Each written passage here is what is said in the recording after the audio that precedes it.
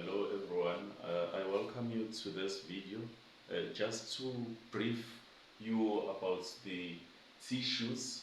So we will be doing this under tissues. So my source is Ross and Wilson, so please do refer to this book, the 13th edition. Alright, today without wasting time, we're going to talk about tissues, but more specifically on the epithelial tissues. So we need to be specific on that. Then how do we classify the tissues? Because it means there are other type of tissues. Since we're talking about epithelial tissue in this case, it means there are other ones. So how do we classify the tissues? Okay, from the basic anatomy that you have been taught in your school or in your nursing college or varsity, you've been taught that the group of cells, they form the tissue. But those group of cells, they must be identical to form the type of tissue. So if we classify the type of a tissue, the things that we check the size of the cell. We also check the shape of the cell that is making that tissue. We check the size, we check the shape, and we check the function as well. So these are the things that we consider when we are distinguishing or when we are classifying the type of the tissue. Okay, so I hope that makes sense. So in this case, I already told you that we're going to focus on epithelial tissue. What is it that is an epithelial tissue? The epithelial tissue, it is this tissue that forms the covering of the body. Means that when we continue with the studies of this, we will hear how does it cover the body, and it's also found on the linings of the cavities, and it's also found in all hollow organs. So we're going to talk about those hollow organs. So its function now is that it protects the underlying structures. Here you can think of the skin. You will hear when we're talking about keratinized stratified layers, but in this case we're talking of the general point of view under epithelial tissue. So it protects the underlying structures. So think of the skin. What does it protect? It protects the organs underneath, and it protects the inside parts of the body from dehydration and all that, and also from the UV light. Also, another thing that is done, the function of the epithelial tissue, it is the secretion. So we will hear which organ is are able to do the secretion. Where do we find this? Since we said there are linings, so we will find which organs are being lined. Another thing that is done by the functions, it is the we already talked about secretion, it's absorption. Now, obviously, when there is secretion, there must also be an absorption. Also, there is filtration as well. Okay, that was general function of whenever someone is talking about epithelial tissue. How do we classify it? You look at the size of the cells that are making that tissue. You look at the shape that makes up that tissue, and you look at the function, the function of the very same cell. So each cell, we will hear when we're talking about them, those cells down there. So there are two types of epithelial tissues. So there is a simple, then there is a stratified. But what is the difference between the two?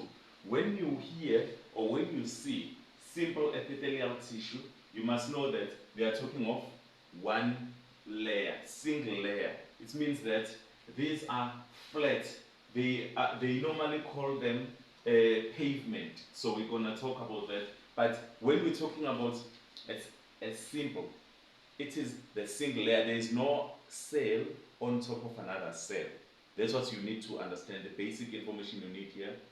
Single, just simple epithelial tissue, it is actually the single layer of cells.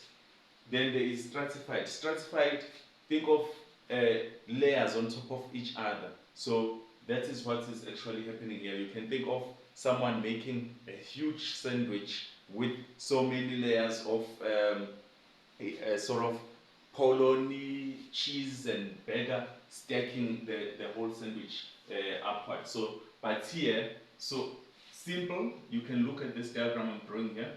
So it means that a simple will just be a single layer.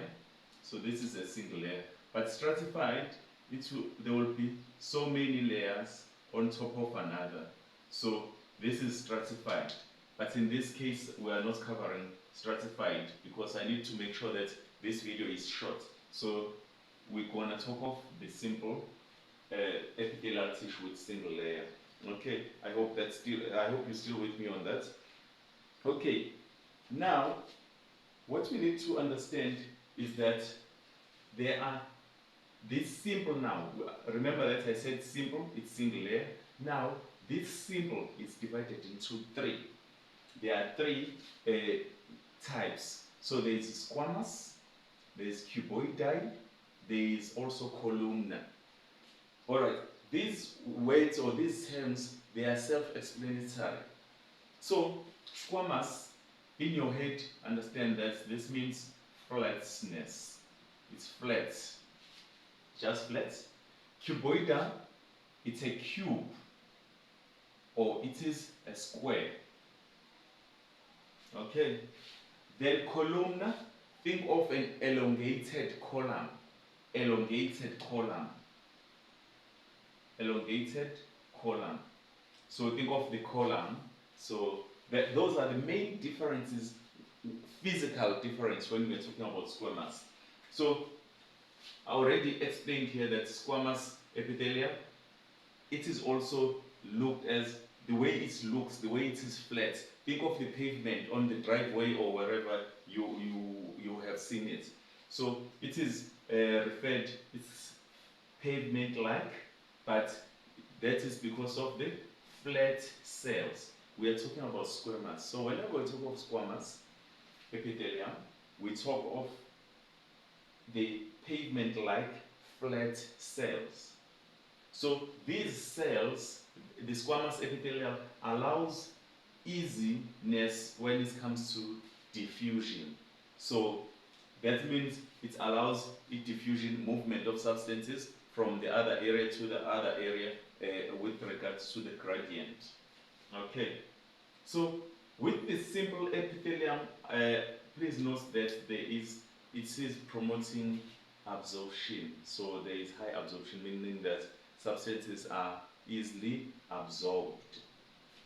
Okay, so the other thing, when we talk about squamous, the flat cells that I already mentioned to you, is that they are found, we already said when we were defining that, they are found in covering of the body, cavities of the body, hollow organs.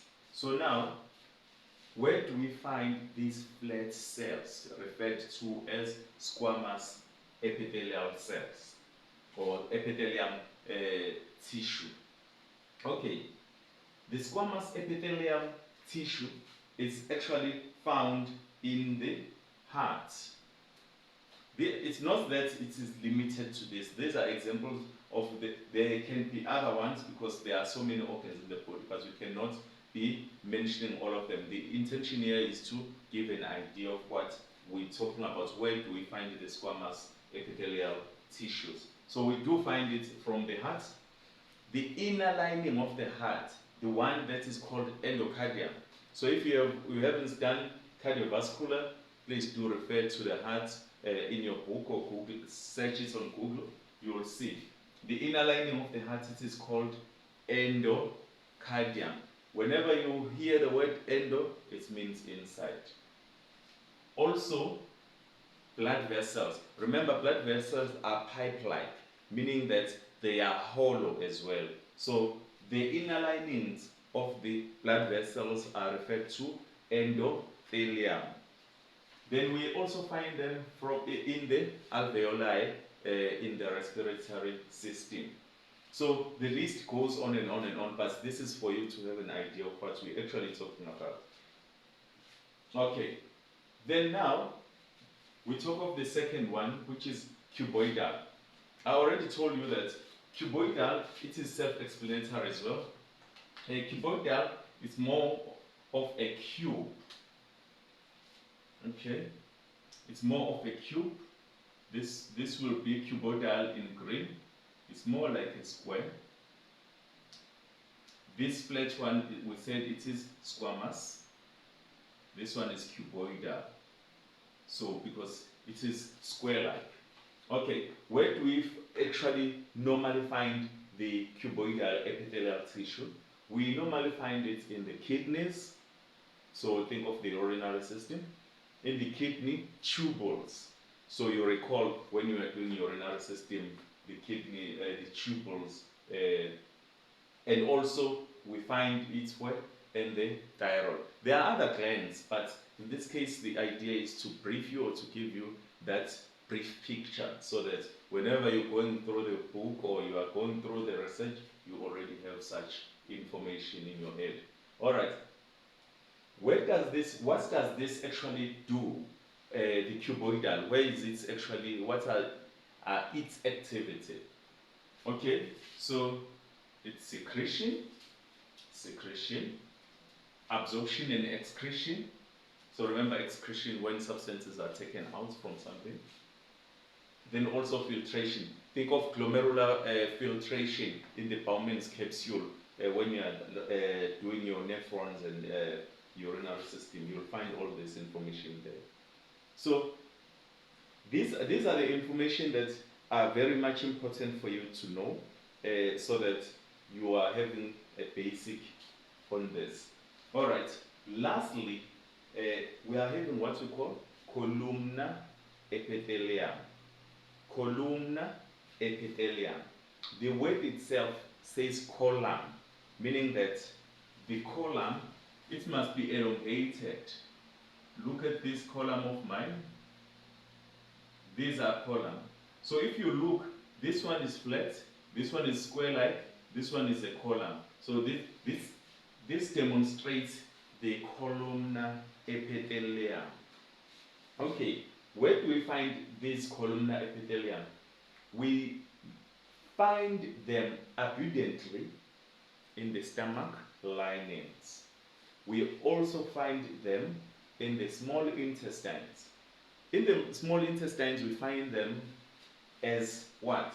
They are normally referred as microvilli.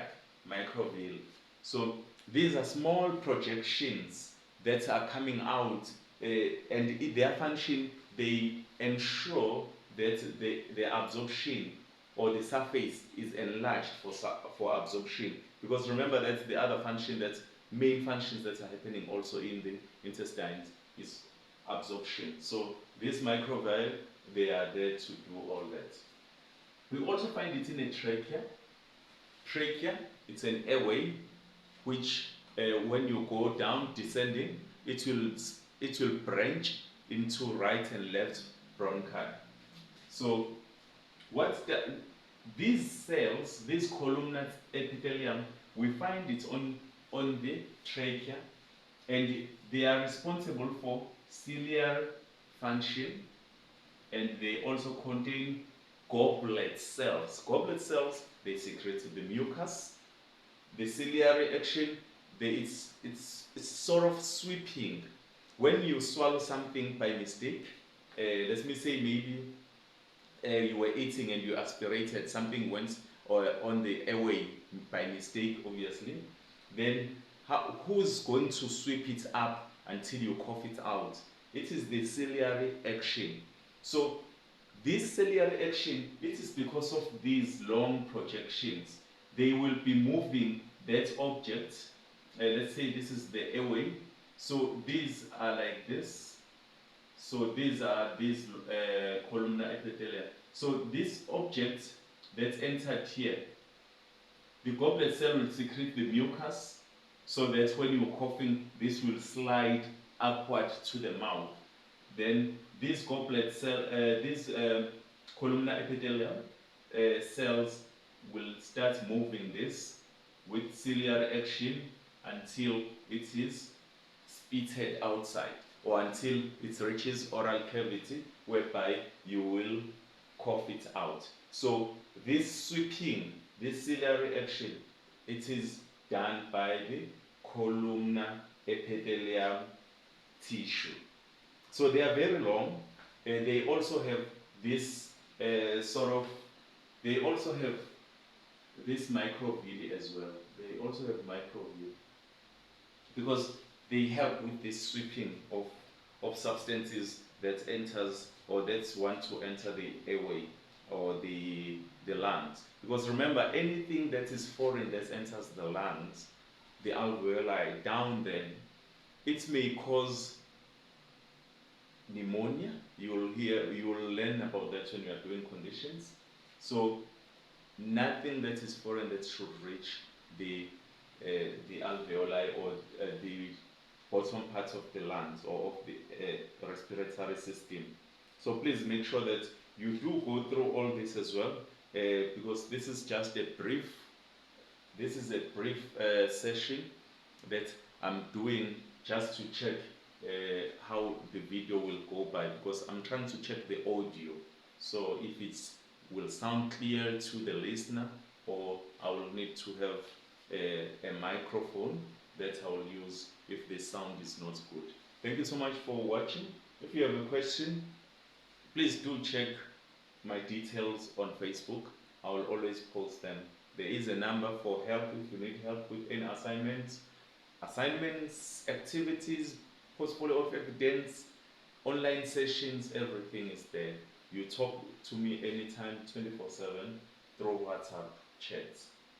Thank you.